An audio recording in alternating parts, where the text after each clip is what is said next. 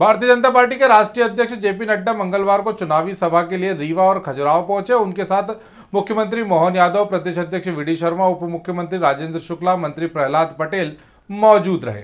नड्डा ने मोदी सरकार के द्वारा किए गए विकास कार्य को गिनाने के साथ ही इंडियन गठबंधन पर जमकर हमला बोलकर परिवारवाद की राजनीति करने वालों को साथ बताया। उन्होंने कहा कि उनके नेता या तो जेल में हैं या बेल पर हैं। हमारे विरोध में कौन? हमारे विरोध में वो इंडिया अलायंस, घमंडिया अलायंस, वो लोग हैं जिनको आपसे कोई लेना देना नहीं है। उनको लेना देना है तो अपने परिवार से लेना देना है। सारी परिवार की पार्टियां इकट्ठी हो गई हैं। मैं, मेरा बेटा, मैं, मेरी बेटी, मैं, मेरा दामाद, इससे बाहर उनको कुछ नहीं दिख रहा है। ये कहां आपकी सेवा करने लगे? बोलो, ये लोग आपकी सेवा करेंगे क्या? करेंगे क्या? ये सब परिवार की पार्टियां हैं कि नहीं है? बोलो, फारूक अब्दुल्ला का बेटा उमर अब्दुल्ला, ये बाप बेटे को चीफ मिनिस्टर बनाने लगा है कि नहीं लगा है? आप बताइए, मुफ्ती मोहम्मद अब इस दुनिया में नहीं रहे, महबूबा को मुख्यमंत्री बनाने में लगे थे कि नहीं लगे थे? आप बताइए, सुखबीर बादल, प्रकाश सिंह बादल का बेटा, ये सब परिवार की पार्टी है कि नहीं है? चौटाला परिवार की पार्टी है कि नहीं है? ये मुलायम के बाद अखिलेश, अखिलेश के बाद डिंपल, चाचा को भी भूल गए।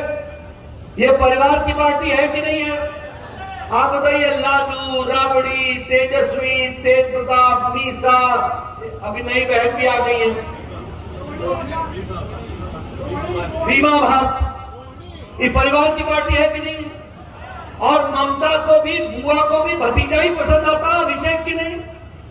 आप बताइए कि चंद्रशेखर की पार्टी बीआरएस, भारत राज्य समिति पार्टी, केसीआर, केटीआर, कविता, दामाद, भतीजा, ये सब परिवार की पार्टी है कि नहीं है? आप बताइए, ये उदयनिधि, स्टैलिन, करुणानिधि, ये परिवार की पार्टी है कि नहीं? आप बताइए, ये शरद पवार ने अजीत पवार को छोड़ दिया, सुप्रिया सुले परिवार की पार्टी है कि नहीं है? और उद्धव ठाकरे को भी आदित्य ही दिखता है और कोई दिखता नहीं है, परिवार की पार्टी है कि नहीं है? आप बताइए, कांग्रेस पार्टी में भी सोनिया को राहुल ही दिखता है और प्रियंका ही दिखती है, बाकी कोई दिखता ही नहीं है। झुंझुना बजाओ, है कि नहीं परिवार की पार्टियां?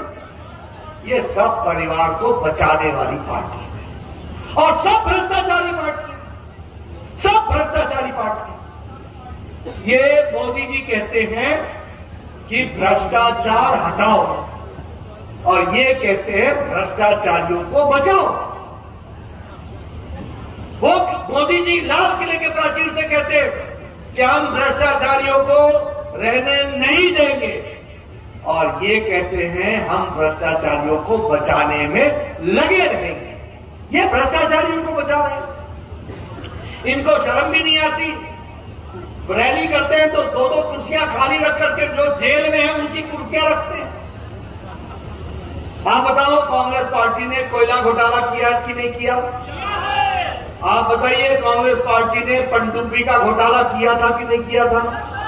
आप बताइए, कांग्रेस पार्टी ने ऑगस्टा वेस्टलैंड हेलीकॉप्टर का घोटाला किया था कि नहीं किया था? आप बताइए, कांग्रेस पार्टी ने CWG का घोटाला, कॉमनवेल्थ गेम्स का घोटाला किया कि नहीं किया? 2G 3G का घोटाला किया कि नहीं किया? चीनी का घोटाला किया कि नहीं किया? चावल का घोटाला किया कि नहीं किया? कौन सा घोटाला रह गया जो नहीं किया इन्होंने? आप बताइए, ये राम विरोधी है कि नहीं है? आप बताइए, इन्होंने कहा था कि नहीं कहा था कि राम काल्पनिक है? कोर्ट में एफिडेविट दिया था कि नहीं दिया था सोनिया की सरकार ने?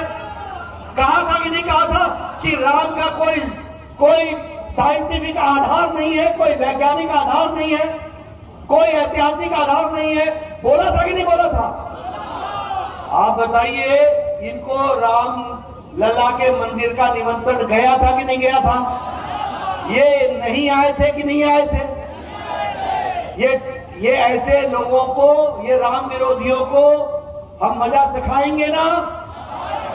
इनको जवाब देंगे ना? आप बताइए, ये सनातन विरोधी है कि नहीं है?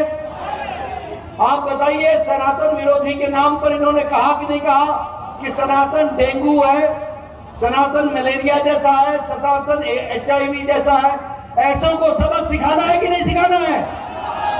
कांग्रेस पार्टी हमेशा हमारी आस्थाओं के साथ खिलवाड़ करती है, इसलिए आने वाले समय में इनको घर बैठाना और जनार्दन भैया के काम दिया, काम करेंगे, वो आराम करेंगे, ये आपसे मैं निवेदन करने आया।